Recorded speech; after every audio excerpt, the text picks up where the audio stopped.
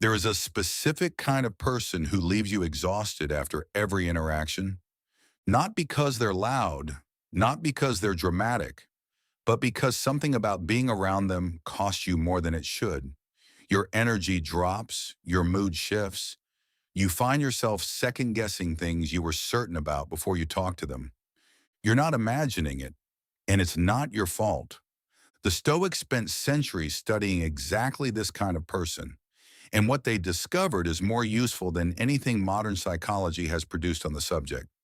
This is the Stoic Guide to Toxic People: how to identify them, how to handle them, and how to protect your mind from the damage they cause.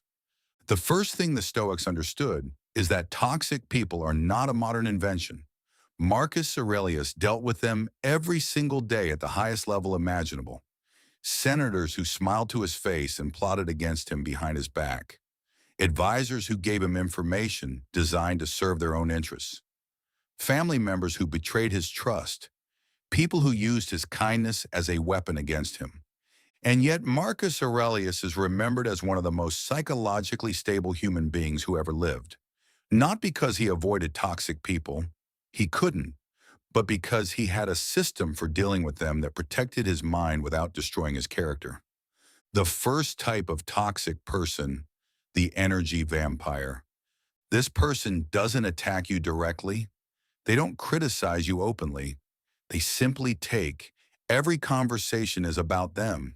Every problem is their problem.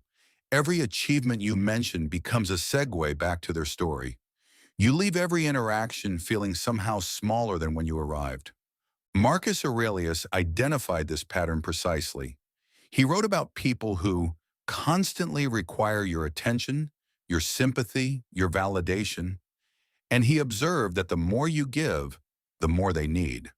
There is no amount of support that satisfies an energy vampire because what they're seeking is not actually support. It's attention, and attention is infinite in its demand.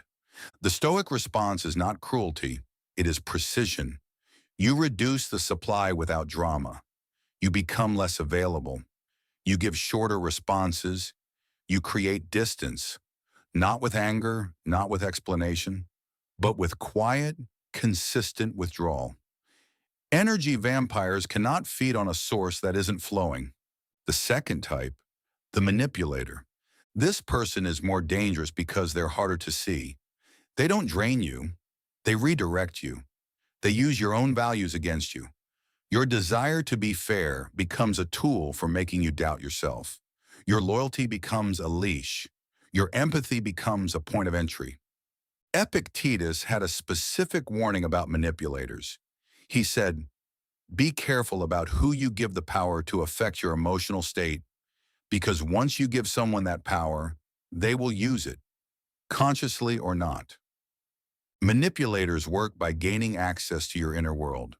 They learn what you care about, what you fear, what you need, and then they use that information to steer your behavior in directions that serve them. The Stoic defense against manipulation is radical self-knowledge. When you know clearly what you value and why, external pressure loses its grip. The manipulator pushes on a door that no longer opens the way they expect. You can hear what they're saying without being moved by it. You can see the technique without being caught by it. The third type, the critic who never builds.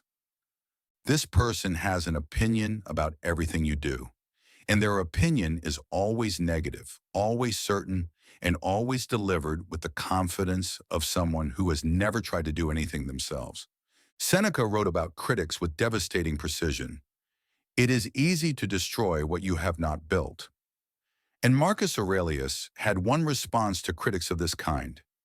He ignored them completely, not because he was arrogant, because he understood that the opinion of someone who contributes nothing is worth exactly nothing.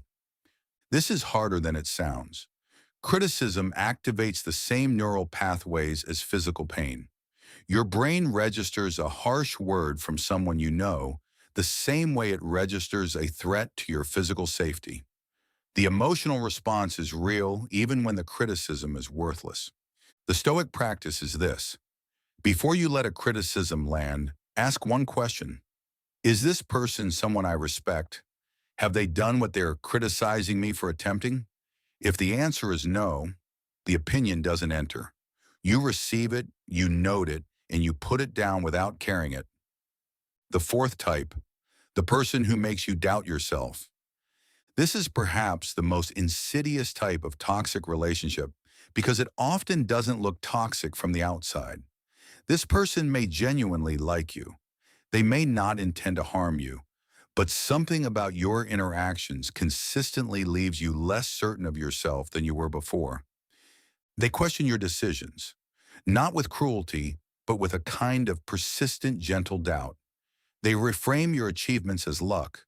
They highlight your uncertainties. They remind you of your past failures at moments when you need your own confidence most. Marcus Aurelius had a specific practice for this. He called it the morning review of values. Every morning before he encountered anyone, he reminded himself of his own principles, what he believed, what he had decided, who he had chosen to be. This internal foundation meant that external doubt had nowhere to grip. When you know who you are before you encounter someone who wants to make you uncertain, their doubt slides off. It doesn't find purchase. You can hear it without being changed by it. The fifth type, the person who is only there when they need something. This relationship has a specific rhythm. When they need support, advice, help, or attention, they appear. When things are good for them, they disappear. When you need them, they're unavailable. The relationship flows in one direction only, and that direction is always toward them. Seneca wrote about friendship with devastating clarity. A friend is someone who comes toward you, not someone who stands at a distance and calls you to come to them. The Stoic response to this type is clear-eyed recognition without bitterness. You don't need to confront them. You don't need to explain what they're doing. You simply adjust your expectations to match reality. You stop expecting from them what they have demonstrated they cannot give. And you invest your relational energy in people who actually show up. Now, how to protect yourself from all of them. The Stoics had three core practices for dealing with toxic people that work regardless of the type. Practice 1, the pause before reaction. Toxic people almost always want an immediate emotional response from you. Your anger confirms their power. Your hurt confirms their reach. Your confusion confirms their control. The Stoic pause, one breath, one moment of space between stimulus and response, removes that confirmation. It signals, silently but clearly, that you are not available to be managed by their behavior. Over time, this pause changes the entire dynamic of the relationship. Practice 2, the internal citadel. Marcus Aurelius wrote about something he called the inner citadel, a place inside yourself that no external event or person can reach. Not a place of coldness or disconnection, but a place of stability, a core of values and self-knowledge that remains intact regardless of what happens around it. Building the citadel is the work of daily Stoic practice, journaling, self-reflection, clarity about what you actually value. The more solid this inner foundation, the less purchase toxic people have on your emotional state. Practice 3, choosing your environment deliberately. Epictetus said, "Tell me who you spend time with, and I will tell you who you are becoming." This is not a metaphor.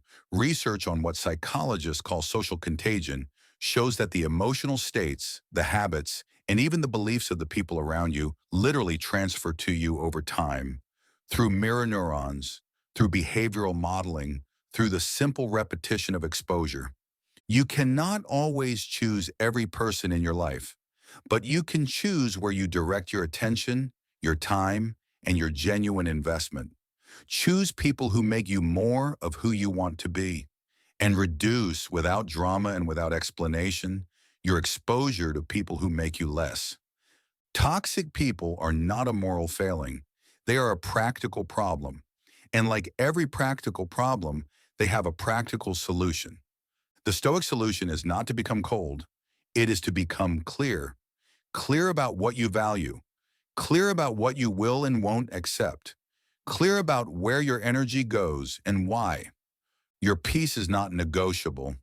Protect it with the same discipline Marcus Aurelius brought to everything he did. If this gave you something useful, subscribe. The books that inspired this video are linked below. See you in the next one.